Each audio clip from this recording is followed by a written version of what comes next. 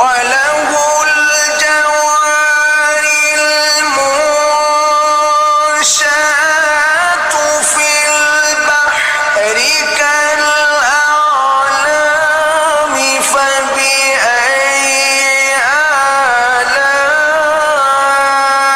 آلاء ربكما تكذبان كل من عليها